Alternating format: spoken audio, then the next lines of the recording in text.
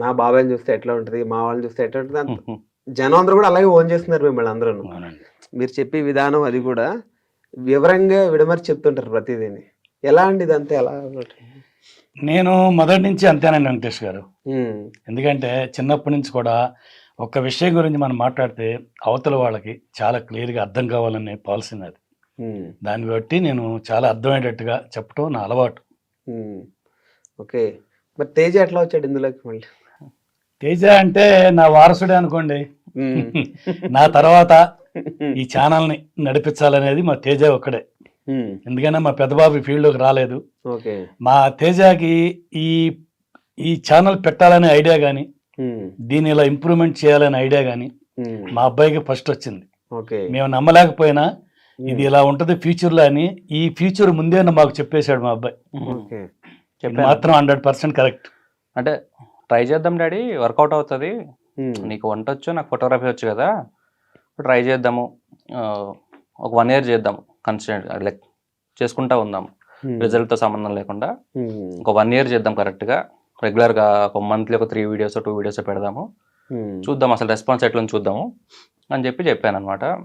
సరే అని చెప్పేసి ఇమీడియట్గా ఎప్పుడైతే ఐడియా వచ్చిందో, యాక్చువల్ నా లైఫ్లో ఏంటంటే నేను ఎన్ని ఐడియాలు వచ్చినా సరే ఏవి ఇంప్లిమెంట్ చేసేవాడిని కాదు, వదిలేసేవాడిని, అవి ఐడియాస్ లాగా మిగిలిపోయావు అనమాట. ఎప్పుడైతే ఇదొక్కటి ఎందుకో నాకు తెలియదు, ఈ ఫుడ్ అండ్ ఫామ్ది డాడీతో చేద్దాము, వర్కౌట్ అవ్వచ్చేమో అని చెప్పేసి నేను డాడీకి చెప్పాను. చెప్పగానే డాడీ ఎప్పుడైతే ఒప్పుకున్నారో వెంటనే నేను కూడా వెళ్ళిపోయి లొకేషన్స్ స్కౌట్ చేశాను అనమాట. వెళ్ళాను, మా అమ్మ వాళ్ళ ఊరు వెళ్ళాను. మా అమ్మ వాళ్ళ ఊరు అల్లంపూర్ దగ్గర ఉండవెల్లి అని, ఆ సరౌండింగ్ లో దొరికింది నాకు ఒక లొకేషన్. చూడగానే మేము చూసిన ఫస్ట్ లొకేషన్ అదే ఫైనల్ అయింది అనమాట. చూశాను, నచ్చింది, వెంటనే ఓకే డాడీ మొబైల్లో వీడియోస్ తీసుకున్నాం, మొత్తం తీసుకొని ఈ లొకేషన్ బాగుంది, ఒక బావి, ఆ చెట్టు అంతా మీరు చూసే ఉంటారు పాత వీడియోస్ లో, అంటే కొత్త ఇప్పుడున్న ఫామ్ హౌస్ కాకుండా పాత వీడియోస్ అనమాట. సో చూసి వచ్చి ఇంటికి వచ్చి చెప్పాను నేను, చెప్పి డాడీ ఇట్లా ఒక లొకేషన్ దొరికింది, మనం చేద్దాము అంటే, ఏం చేయాలరా నాకు తెలియదు, ఎట్లా అది అని అన్నాడు. కూర్చో డాడీ ఒకసారి నించో, నువ్వు షర్ట్ వేసుకో అని చెప్పి షర్ట్ వేయించా. వేయించితే హాయ్ అందరికి నమస్తే, ఇప్పుడు మీరు ఏదైతే వీడియోస్ లో చూస్తుంటారో అది చెప్పించా.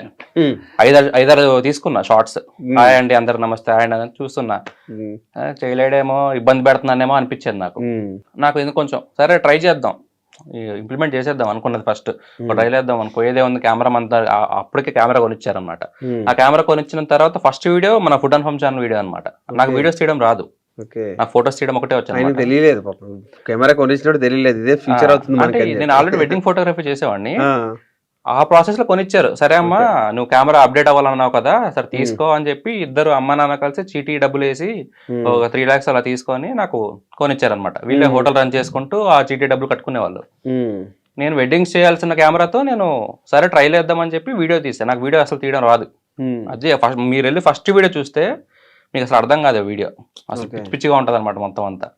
కానీ నచ్చి నా ఫ్రెండ్స్ ఉన్నారు కొంతమంది, యోగి విశ్వ ఇట్లా రామకృష్ణ ఇట్లా ఉన్నారు కొంతమంది ఉన్నారు, వీళ్ళందరూ పంపించా. ఎడిటింగ్ చేసా, ఎడిటింగ్ కూడా రాదు నాకు, ట్యూటోరియల్స్ చూసుకుంటూ ఎట్లా చేయాలి ఏంటని ప్రతిదీ ఒక 8 days తీసుకున్నా నా ఫస్ట్ వీడియో ఎడిట్ చేయడానికి.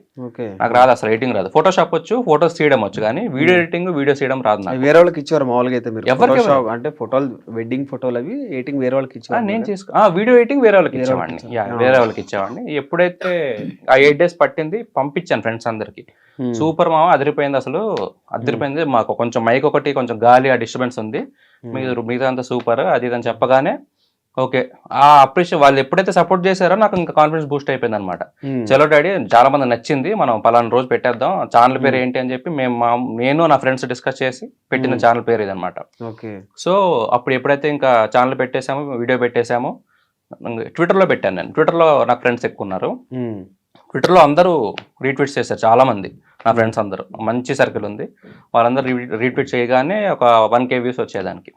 1K వ్యూస్ వస్తే అదే హ్యాపీ. ఆ రోజు 1K వ్యూస్ వచ్చే ఒక 10 days లో నాకు 800 subscribers ఎలిజిబిలిటీ కావడానికి హెల్ప్ చేశారు. సో చలో ఇంకా బాగుంది, అప్రిషియేషన్ వస్తుంది, బాగుంది అంటున్నారు వర్క్ అని చెప్పేసి గుడ్డిగా ఇటు నుంచి వెడ్డింగ్ నుంచి వచ్చే డబ్బులతో తీసుకొని వీడియోస్ చేసేవాడిని. వీడియోస్ చేసుకుంటూ ఇద్దరు వెళ్ళడం, పొద్దున్నే అదొక మాకు 30 km డిస్టెన్స్ మాకు. డాడీ పొద్దున్నే 2 o'clock లేచి అక్కడంతా కుకింగ్ చేసుకొని హోటల్లో ఆ సరుకు అంతా అమ్మకి అప్పచెప్పి 4 o'clock వచ్చి నా బండి ఎక్కేవాడు. ఓకే. కెమెరా తీసుకొని మేము వెళ్ళి ఆ లొకేషన్కి వెళ్ళి ఆ లొకేషన్లో వీడియోస్ అన్ని షూట్ చేసుకొని మళ్ళీ వచ్చి మళ్ళీ డాడీ హోటల్కి వెళ్ళి ఆ సాయంత్రం రుబ్బులు వేసుకునేవాడు. రుబ్బులు వేసుకొని వచ్చి అప్పుడు సాయంత్రం పడుకునేవాడు. మళ్ళీ 2 o'clock లేయడం, మళ్ళీ హోటల్ వేయడం. వీడియో ఉన్నప్పుడు మాత్రం ఇది ప్రాసెస్. రెగ్యులర్గా డాడీ ఎప్పుడు 2 o'clock లేస్తాడు, మధ్యలో రెస్ట్ ఉంటుంది, ఇలా చూసుకుంటారు. సో అలా చేసాము. ఇంకా అలానే వెడ్డింగ్స్ చేస్తూ ఇది చేసామండి భయ్య నేను కంప్లీట్గా. అలా చేసుకుంటూనే వీడియో ఎడిటింగ్ అనేది, అది తీయడం అనేది కొంచెం ఇంప్రూవ్ అవుతా వచ్చింది అనమాట. విజువలైజేషన్ అనేది నాకు ఉండింది మొత్తం. ఎట్లా చూపించాలి మన ఛానల్ని, మన వీడియోస్ ఎలా ఉండాలి అనేది కంప్లీట్ నా విజువలైజేషన్ మొత్తం అంతా నేను విజువలైజ్ చేసుకునేవాడిని. నేచర్ చూపించాలి, వాటర్ చూపించాలి, ఎందుకంటే నేను ఎక్కువ ఇష్టపడతాను అవన్నీ. సో ఆ జనాలు నచ్చుద్ది అనేది నా కాన్ఫిడెన్స్ అనమాట. సో డాడీ వాళ్ళకి కూడా నచ్చాయి చూపిస్తుంటే. వీళ్ళకి తెలిసేది కాదు, ఏదో అడిగాడు లేడు మనం చేద్దాం అనేదే ఉండేది డాడీకి.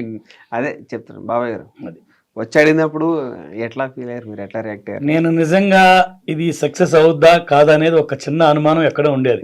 దాని దగ్గర డబ్బులు కూడా పెట్టేస్తున్నాడు, వచ్చిన డబ్బులు కూడా పెట్టుబడి పెట్టేస్తున్నాడు అంతా. కాకపోతే మా పిల్లలు ఏ నిర్ణయం తీసుకున్నా దాన్ని చాలా ఆలోచించి చేస్తారు. వాళ్ళకంత నమ్మకం ఉన్నప్పుడు దాన్ని మనం డిసప్పాయింట్ చేయకూడదు, నాకు ఇష్టం ఉండదు. మా పిల్లలు ఏది అడిగినా సరే పలానా చేద్దాం డాడీ అంటే ఓకే మీ ఇష్టం, కానీ మీరు ఏది చేసినా ఆలోచించి చేయండి, దాంట్లో మళ్ళీ మీరు ఫెయిల్ అవ్వకూడదు అనేది మాత్రం నేను సజెస్ట్ చేసేవాడిని. వాళ్ళు అలాగే అన్నారు, దానికి ఓకే చేశాను. ఓకే. అంటే డైలీ పొద్దున్నే ఇలా మిమ్మల్ని బండి మీద తీసుకెళ్తూ వీడియోలు చేయమండవు, మీకేమో కొత్త కదా కెమెరా ముందు కొత్త. ఎన్నిసార్లు ఫస్ట్ వీడియో చేసినప్పుడు ఎట్లా ఫీల్ అయ్యారు మీరు? అది నిజంగా నేను ఒక హ్యాపీనెస్ ఫీల్ అయ్యానండి వెంకటేష్ గారు. ఎందుకంటే 2 గంటలు లేచి నా భార్య, నేను హోటల్లో వర్క్ అంతా చేసి ఒక 4 items చేయాలి. దానికి సంబంధించి నేను నా భార్యకి అక్కడ అన్ని అప్డేట్ మిగతా వర్క్ అంతా నా భార్య చూసుకునేది. తర్వాత దోశలు వేయటం కానీ, పార్సిల్ కడటం కానీ, చట్నీలు అయిపోతే చట్నీ వేసుకోవడం కానీ అంతా నా భార్య చూసుకునేది. అంత హార్డ్ వర్క్ చేసాం. నేను అక్కడంతా రెడీ చేసి నా భార్యకి ఇబ్బంది లేకుండా ఈయన రెడీ అయ్యేవాడు. నేను వచ్చే లోపల బండి ఎక్కడం, అప్ అండ్ డౌన్ 60 kilometers వచ్చేది. అయినా సరే ఒక హ్యాపీ ఫీలింగ్ అయ్యేవాడిని. ఎందుకంటే ఇది నా కొడుకు డ్రీమ్, ఇలా చేయాలని చెప్పి ఒక మంచి ఆలోచన ఆయనకు వచ్చింది కాబట్టి దానికి మనం సపోర్ట్ చేయకపోతే అతను ఫీల్ అవుతాడు. ఎప్పుడైనా సరే పిల్లలు ఒకటి అనుకున్నప్పుడు, ఏ తల్లిదండ్రులైనా సరే పిల్లలు ఒక ఆలోచన వచ్చి ఇలా చేద్దాం డాడీ అంటే దాన్ని మనం కంపల్సరీగా చిన్నప్పటి నుంచి అంతే సహకరించాలి. నేను ఏ ఐడియా చెప్పినా పద చేద్దాం, అది మంచా చెడా చూడు డాడీ వెంటనే ఓకే చెప్పేసేవారు. మమ్మీ ఏమన్నారు మరి? డాడీ ఓకే, మమ్మీ కూడా అంతే. ఇంట్లో అందరూ సపోర్టివ్ నాకు. నేను ఫోటోగ్రఫీ ఎంచుకున్నానంటే బాగుంది కదా నీకు, అక్కడ ఫోటోగ్రఫీ నీకు అక్కడ బాగా వస్తుంది, ఇక్కడ హోటల్ కూడా బాగుంది. సో నాన్నగారు అట్లా డైలీ వచ్చేస్తుంటే ఎందుకు వద్దని ఏమన్నారా మమ్మీ? ఏమన్నారు? లేదన్న, ఫోటోగ్రఫీ అనేది బేసిక్లీ ఎక్కువ సేవింగ్స్ ఉండేవి కాదు నా దగ్గర. డబ్బులు ఎంతసేపు ఈఎంఐలు కట్టుకోవడం ఇది ఉండేది, ఎక్కువ స్ట్రగుల్ ఎక్కువ ఉండేది అనమాట. వీళ్ళు ఏంటంటే ఎందుకు అనేవాళ్ళు, అరే మా అమ్మ అనేది అనమాట, వచ్చిన వాడిని పెడుతున్నావురా, ఎట్లా క్లిక్ అవుతుందా లేదా, క్లిక్ అవుతుందా. అమ్మ మనకి 20,000 వస్తే చాలమ్మా మనకి యూట్యూబ్ నుంచి, మనకి ఎక్కువ అక్కర్లేదు. 20,000 వస్తే 20-30,000 మీకు హోటల్ నుంచి 10,000 అట్లా 20,000 మిగులుతాయి, వెళ్ళిపోతుంది, సరిపోతుంది అమ్మ మనకి, సేవింగ్స్ స్టార్ట్ చేయొచ్చు. అప్పటి వరకు మాకు 0 సేవింగ్స్ మా లైఫ్లో, అసలు ప్లానింగ్ లేకుండా ఉండింది బేసిక్లీ మా ఫ్యామిలీ. సో అప్పటి వరకు ఏం సేవింగ్స్ ఉండేవి కాదు, అకౌంట్లో ఒక 50,000 కూడా ఉండేవి కాదు. లిటరల్ ఏమైనా అయినా సరే వెళ్ళి చూపించుకోవాలనే కూడా ఇంకోరిని అడగాల్సిన సిచ్యువేషన్ అనమాట. సో అలాంటి సిచ్యువేషన్లో పెట్టా ఈ ఛానల్ నేను. ఎప్పుడైతే ఇంకా మా మమ్మీకి డాడీకి ఒకటే చెప్పా, మమ్మీ పక్క 20,000-30,000 వస్తాయి, ఇదే మన టార్గెట్, అది వచ్చారు పని చేద్దాం మమ్మీ అంటే, ఏమోరా నాయన నువ్వు చెప్పిందే, నువ్వు ఏదంటే అదే అన్నట్టు ఇంకా వాళ్ళు ఎప్పుడూ ఓకే చెప్తా ఉన్నారు అనమాట. ఫస్ట్ మంత్ ఎంత వచ్చింది ఐడియా ఉందా మీకు? ఫస్ట్ మంత్ డ్రా చేసింది అన్న. యాక్చువల్ మానిటైజేషన్ అయ్యాక మాకు డబ్బులు రాలా. మానిటైజేషన్ 4 months అన్ని కలిపి వచ్చాయి మనకి, అరౌండ్ ఒక 60K అట్లా వచ్చాయి.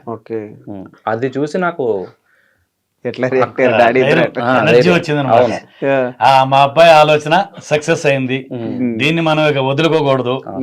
ఈ ప్రయాణంలోనే మనం చాలా కష్టపడి ఈ ఛానల్ ని ముందుకు తీసుకెళ్ళాలి అని ఒక దృఢ సంకల్పంతో మా ఇంటిల్లి పాది అందరూ కోఆపరేట్ చేశారు. డాడీ యాక్చువల్ మధ్యలో గివ్ అప్ ఇచ్చాడు డాడీ. స్టార్టింగ్ లో 20 వీడియోలు, ఇంకా అప్పటికి మాకు 10 వీడియోలు అయ్యాయి అంతే. ఈ అప్ అండ్ డౌన్ చేయడం, హోటల్ పని చేయడం అనేది డాడీ అసలు చేయలేకపోయాడు. నా వల్ల కాదులే అమ్మా, నాకు బాడీ సహకరించట్లేదు, ఇది ఎప్పుడు క్లిక్ అవుతుంది ఏమోలే. అప్పటికి మేము పెట్టి 3-4 నెలలు అవుతుంది అనమాట.